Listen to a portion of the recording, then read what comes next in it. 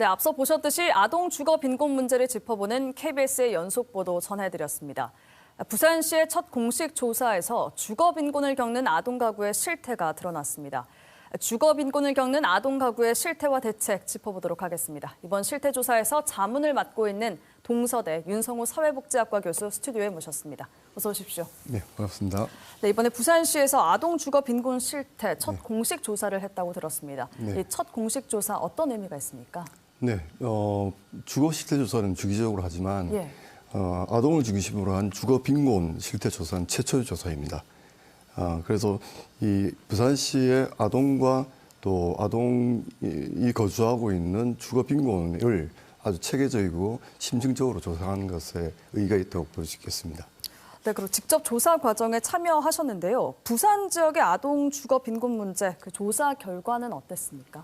네, 그 빈곤을 연구하는 사람으로서 상당히 놀랬죠. 예.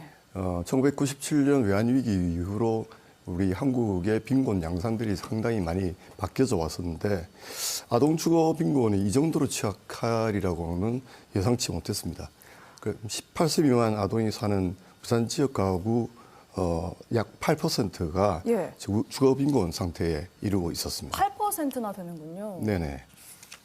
네, 그래서 이번 조사에서 아동 주거 빈곤 가구가 얼마나 열악한지 확인하셨잖아요. 구체적으로 어떻던가요? 예, 이번 조사에서 드러난 것은 일단 기초생활에서 가장 필요한 것이 위생시설인데 예. 욕실이 아예 없거나 혹은 또 화장실이 밖에 있거나 하는 경우가 상당수 있었고요. 예. 또 해충이나 오염 문제가 아주 많이 있었습니다. 그리고 성별이 다른 청소년기의 아동들이 한 방에 같이 지내는 등과 같은 사례들이 빈번하게 일어났었고요. 집이 좀 좁고 낡아서 아이들의 성장에 상당히 안 좋은 영향을 미치고 있었습니다. 근데 우리나라 주택법에 최저 주거 기준이 명시가 되어 있지 않습니까? 그런 기준이 좀 현실성이 있던가요? 네, 우리나라 주택법의 최저 주거 기준이라고 하는 것이 전용 입식 부엌이 있다든지 예. 또 전용 수세식 화장실 또 목욕 시설이 있어야 되고요.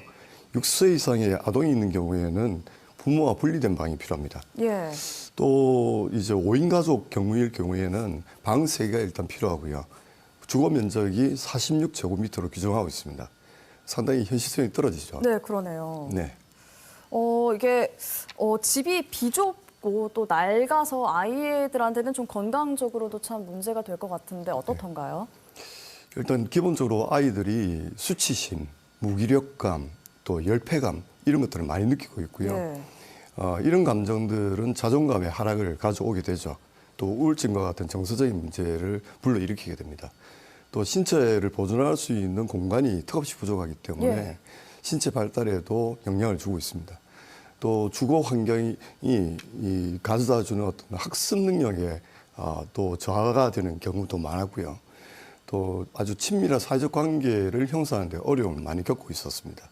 독립된 인격체로서 어떻게 전인적인 인격체로 발달되는 데 상당히 어려움을 많이 겪고 있었습니다.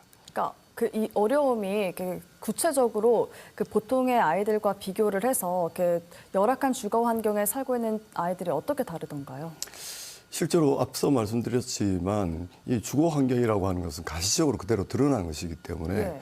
아이들이 친구들을 불러서 집으로 불러서 초대해서 예. 어떤 생활을 하지 못한다든지 또 다른 친구들의 집을 보게 되었을 때 상대적인 어떤 박탈감을 크게 느낀다든지 이런 상황들이 상당히 많이 있었고요. 또 어떤 안전의 문제라든지 곧 이제 우리가 한파가 다가오게 되는데 어떤 난방비라든지 이런 것들도 상당한 큰 차이가 있었습니다. 그럼 이번에 실태 조사로 아동 주거권 보장이 참 시급해 보이는데요. 그동안 주거복지 정책에서 이런 점이 좀 소외가 됐던 이유는 무엇일까요? 아동은 아무래도 정치력이 없죠. 예. 자신의 욕구나 자신의 어떤 내면의 이야기들을 표현할 수 있는 힘들이 사회적으로는 좀 떨어지기도 합니다. 또한 우리가 고령화 추세, 그러니까 작년에 우리가 부산은 초고령화 사회가 되었거든요. 고령화 사회의 어떤 추세에서 아동들의 문제를 따로 떼어서 보는 것들을 좀 어려워하지 않았는가 예. 그런 생각도 듭니다. 근데 이게 아까 말씀해 주신 대로 최저 주거 기준이 있는데 네. 그거에 대해 한참 못 미치는 주거 환경에서 살고 있는 거잖아요. 이게 네. 정부나 이렇게 다른 지자체에서 도움을 줄 수는 없는 건가요? 법적인 체계가 아동을 중심으로 혹은 아동을 고려해서 이런 이제 공급을 해야 된다든지 배정을 해야 된다는 그런 체계들이 거의 전무합니다. 그리고 또 우리가 아동 주거 빈곤이라는 이 개념 자체가 학술적으로나 현장에서도 상당히 생소한 개념이었기도 합니다. 예. 그래서 아주 디테일한 정책들이 구성되기는 상당히 어려웠죠. 그러면은 교수님이 보시기에 어떤 대책이 마련돼야 한다고 보십니까? 예. 주택 정책에서 그러니까 주거 정책에서 공급도 상당히 중요합니다. 예. 그것은 가장 기초적인 측면이고요. 이 공급과 아울러서 주거복지 전체를 아우를 수 있는 통합 관리 체계가 일단 필요하겠죠. 그래서 주거와 복지가 통합되는 어떤 추진 체계가 필요한데 부산시 같은 경우에서는 사회복지국, 여성가족국 그리고 주택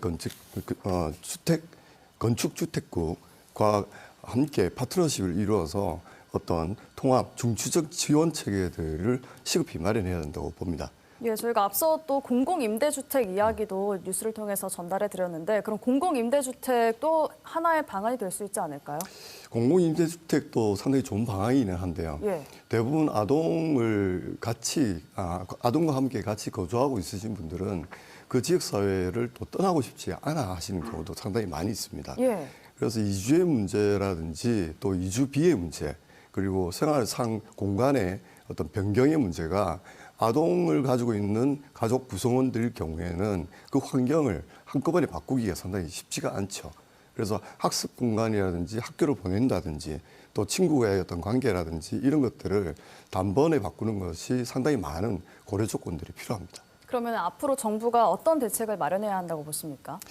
일단 우리 부산시 차원에서는 부산시 나름대로의 정책들이 또 더 필요하다고 보고 있고요. 예. 부산시의 주거복지를 지원할 수 있는 센터가 단 2곳밖에 없습니다. 아, 그런가요? 예. 그래서 시 군구에 우리가 주거복지센터를 전 구군에 설치하는 것이 일단 바람직하지 않을까 생각이 들고 있습니다. 부산시에는 지금 2곳밖에 없다고 하셨는데 전국적으로는 한 어느 정도의 비중이 차지하고 있습니까? 서울의 경우는 정부에 다 깔려 있고요. 예. 대구의 경우에도 거의 정부에 가깝게 깔려 있습니다.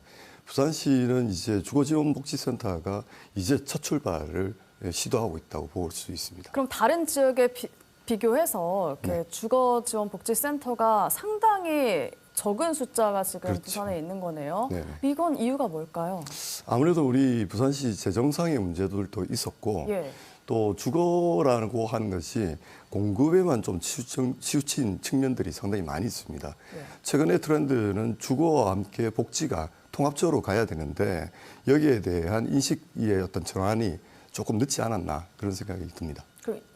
결국에는 인식 네. 문제였던 거네요. 네. 그러니까 빠르게 이런 문제가 있다는 거를 알았으면은 이 정도까지는 아니었을 텐데 좀 그 부분이 참 아쉽습니다. 예. 네, 오늘 여기서 정리하겠습니다. 고맙습니다. 네, 감사합니다.